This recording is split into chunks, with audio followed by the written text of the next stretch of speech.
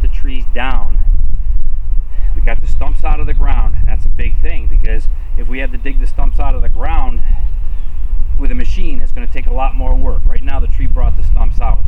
Now this tree isn't a really straight tree. If it was nice and straight, we could take it to the sawmill and cut up into boards. We're going to see if we can get a little bit out of it. But the next tool we have to use is a chainsaw. So here's one of our chainsaws right here, and this one actually has a very large bar on it. This is the bar that was on it, but my son got this for his birthday, so we're going to play around with his birthday present. These are 2-stroke cycle machines. We'll talk more about internal combustion engines, but we have to mix the fuel with oil in order to lubricate.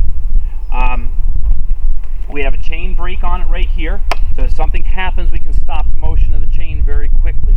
The problem with these types of saws is when you drop the saw after using it, if you come down like this, it's really dangerous that you could cut your leg.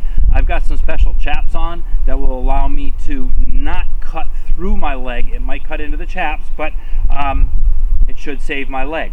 Now this saw is really nice for cutting through the log itself, but this little guy right here is really nice. Got a smaller bar on it, smaller bar than that other one, and this one, see, it's quite a bit smaller bar. It's a smaller saw. It's more lightweight than this one. This one's got a lot more horsepower, cubic inch displacement. It's a larger motor. I think this is about 50 cc's, whereas this one could be around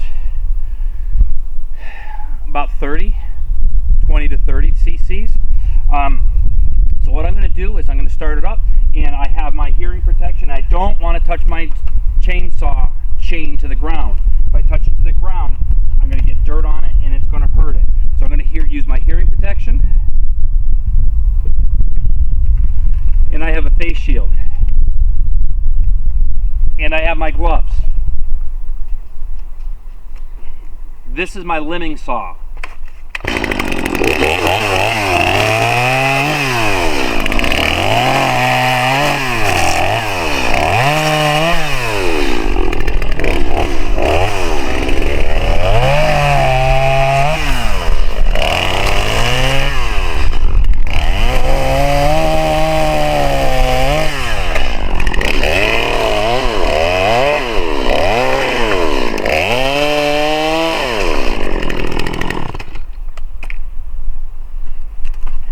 Now that I have it limbed up, what I'm going to do is I'm going to start making some cross cuts.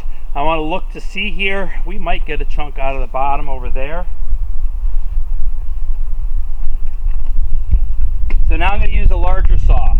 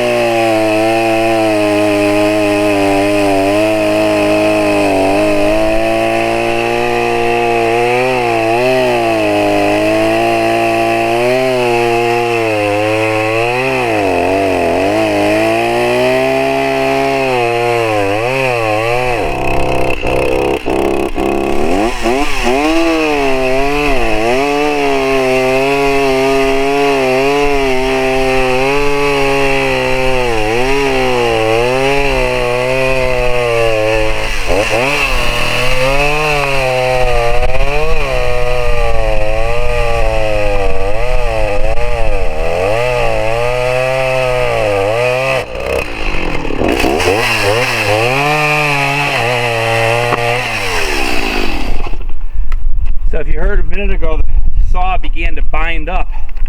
That's because as I went through and made my saw cut, the log began to fall and it bound up on the saw. That's why I went from the top at first, and then I had to come up from the bottom to finish the cut. But I want to make sure I don't touch this to the ground. Really, we got rocks around here, we got dirt. I don't want to destroy this really expensive saw blade. I can replace the chain, I can replace the bar itself.